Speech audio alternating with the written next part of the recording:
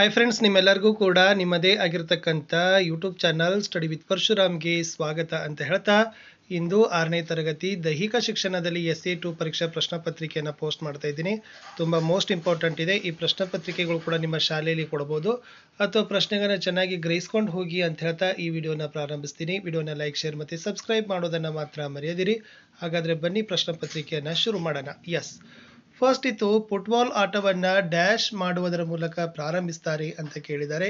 ಅಲ್ಲಿ ಆಯ್ಕೆ ಇತ್ತು throw off, ride, kick off ಮತ್ತು ಸರ್ವಿಸ್. ಸೊ ಸರಿಯಾದ ಉತ್ತರ ಕಿಕ್ ಆಫ್ ಅಂತ ಇದೆ. ಸೊ ಫುಟ್ಬಾಲ್ ಆಟವನ್ನು ಕಿಕ್ ಆಫ್ ಮಾಡುವುದರ ಮೂಲಕ ಪ್ರಾರಂಭವನ್ನು ಮಾಡ್ತಾರೆ.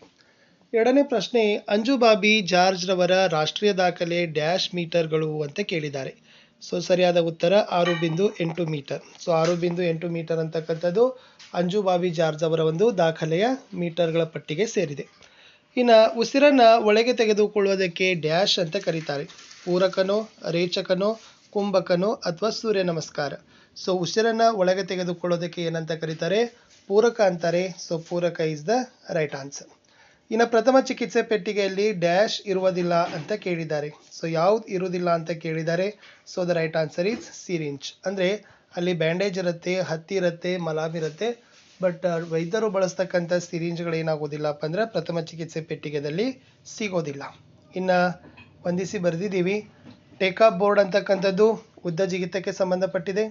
ಮಾನಸಿಕ ಏಕಾಗ್ರತೆ, ಸೂರ್ಯ ನಮಸ್ಕಾರ, ಜಿಗುಟು ಪಟ್ಟಿ, ಪ್ರಥಮ ಚಿಕಿತ್ಸೆ, ಸಾರನಾಥ ಅಶೋಕ ಸ್ತಂಭ, 24 ಗೆರೆಗಳು ಅನ್ನೋದನ್ನು ಬರೆದ್ರೆ ಸಾಕು.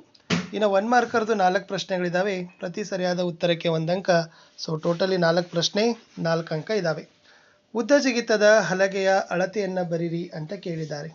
ಉದ್ದ 1.22 ಮೀಟರ್ ಮತ್ತು ಅಗಲ 20 ಮೀಟರ್. ಯಾವುದಾದರೊಂದು ವೇಗದ ಆಟ ಬರಿಬೇಕಾಗಿತ್ತು. ಅದು 100 ಮೀಟರ್, 200 ಮೀಟರ್ ಮತ್ತು 400 ಮೀಟರ್ ಅಂತ ಬರ್ತದೆ. ಇನ್ನು ಅಥ್ಲೆಟಿಕ್ ಎಂಬ ಪದ ಯಾವ ಪದದಿಂದ ಬಂದಿದೆ ಅಂತ ಕೇಳಿದ್ದಾರೆ.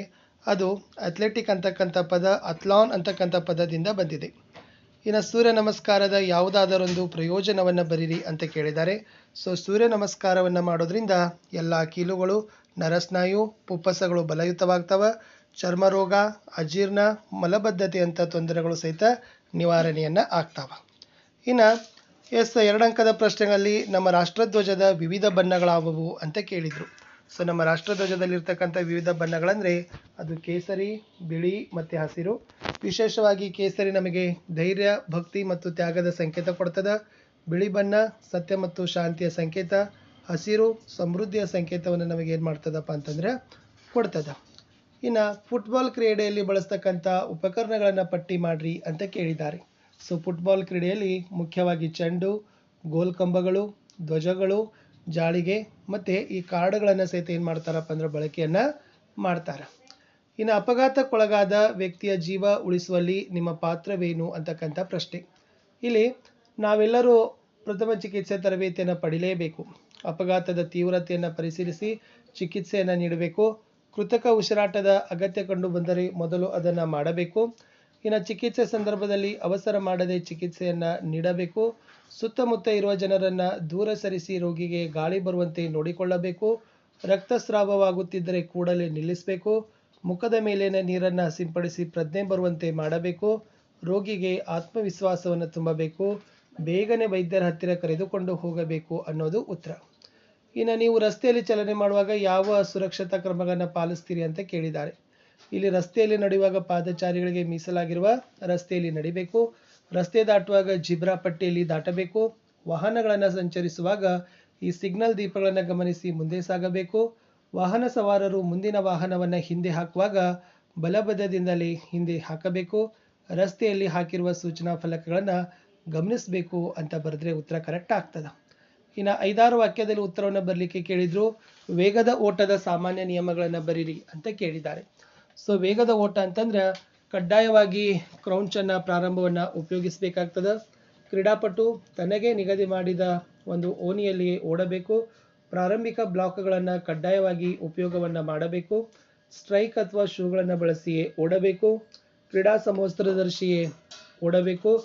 ನೆಕ್ಸ್ಟ್ ಪ್ರಾರಂಭಿಕ ನೀಡುವ ಆಜ್ಞೆಗಳನ್ನು ಪಾಲಿಸಬೇಕು ಅಂತಕ್ಕಂಥದ್ದು ಇವೆಲ್ಲ ಏನಾಗಿತ್ತಪ್ಪ ಅಂತಂದರೆ ಮುಖ್ಯವಾಗಿರ್ತಕ್ಕಂಥ ಲಕ್ಷಣಗಳಲ್ಲಿ ಬರ್ತದೆ.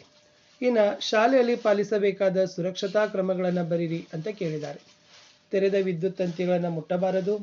ಚೂಪಾದ ಹರಿತಾದ ಸಲಕರಣೆಗಳನ್ನು ಉಪಯೋಗಿಸುವಾಗ ಜಾಗರೂಕರಾಗಿರಬೇಕು. ಪ್ರಯೋಗಾಲಯಗಳಲ್ಲಿ ರಾಸಾಯನಿಕ ವಸ್ತುಗಳು ಮತ್ತು ಗಾಜಿನ ಸಲಕರಣೆಗಳನ್ನು ಬಳಸುವಾಗ ಸಾಕಷ್ಟು ಜಾಗರೂಕತೆ ವಹಿಸಬೇಕು. ಅಪಾಯದ ಚಿಹ್ನೆ ಇದ್ದಲ್ಲಿ ವಿದ್ಯಾರ್ಥಿಗಳನ್ನ ಎಚ್ಚರಿಕೆಯಿಂದ ಇರಬೇಕು. ತರಗತಿಯ ಮಹಡಿಯ ಮೇಲೆ ಇದ್ದಾಗ ಹತ್ತುವಾಗ ಮತ್ತು ಇಳಿಯುವಾಗ ಎಚ್ಚರ ವಹಿಸಬೇಕು. ನೀರಿನ ತೊಟ್ಟಿ, ಜಾಳಿಗೆ ಅಥವಾ ಮುಚ್ಚಳವನ್ನು ಹಾಕಿರಬೇಕು. ಶಾಲೆಯ ಮೈದಾನದಲ್ಲಿ ನಾಯಿ ಮತ್ತು ವಿಷಕಾರಿ ಪ್ರಾಣಿಗಳು ಬರದಂತೆ ನೋಡಿಕೊಳ್ಳಬೇಕು ಅಂತ ಬರೆದ್ರೆ ಸಾಕು. ಇನ್ನು ಲಾಸ್ಟ್ 4 ಮಾರ್ಕರಲ್ಲಿ ನಿಮಗೆ ಉದ್ದ ಜಿಗಿತದ ಗುಂಡಿಯ ಚಿತ್ರವನ್ನು ಬಿಡಿಸಬೇಕಾಗಿತ್ತು. ಸೊ ಈ ಥರದ ಚಿತ್ರ ಬರ್ತದೆ. ಸೊ ಇದು ಉದ್ದ ಜಿಗಿತದ ಅಂಕನ. ಸೊ ಇಲ್ಲಿ ಏನು ಮಾಡಬೇಕಪ್ಪ ಅಂತಂದ್ರೆ ಗುರುತಿಸಬೇಕು. ಇದು 2.75 to 3 ಮೀಟರ್, ಇದು 2.75 to 3 ಮೀಟರ್, ಇದು 9 ರಿಂದ 12 ಮೀಟರ್, ರನ್ವೇ 40 ರಿಂದ 45 ಮೀಟರ್. ಇಷ್ಟು ಇದಕ್ಕಿದು 1 ರಿಂದ 3, ಇದು 1.22 ಮೀಟರ್. ಇಷ್ಟು ಬರೆದ್ರೆ ಏನಾಗ್ತದಪ್ಪ ಅಂದ್ರೆ ಉದ್ದ ಜಿಗಿತದ ಗುಂಡಿಯ ಚಿತ್ರ ಆಗ್ತದೆ. ಸೊ ಈ ಪ್ರಶ್ನೆ ಪತ್ರಿಕೆನ ಚೆನ್ನಾಗಿ ನೋಡ್ಕೊಂಡು ಹೋಗಿ ಅಂತ ಹೇಳ್ತಾ ಇಲ್ಲಿಯವರೆಗೆ ವಿಡಿಯೋ ವಾಚ್ ಮಾಡಿದ್ದಕ್ಕೆ ಧನ್ಯವಾದಗಳು. ಸೊ ಮತ್ತೆ ಬೇರೆ ವಿಷಯದ ಪ್ರಶ್ನೆ ಪತ್ರಿಕೆಗಳು ಕೂಡ ನಿಮಗೆ ಸಿಗ್ತವೆ, ಅವುಗಳನ್ನ ಸಹಿತ ನೋಡಿ ಅಂತ ಹೇಳ್ತಾ ಸಿಗ್ತೀನಿ ಹೊಸ ವಿಡಿಯೋದಲ್ಲಿ. ಬಾಯ್.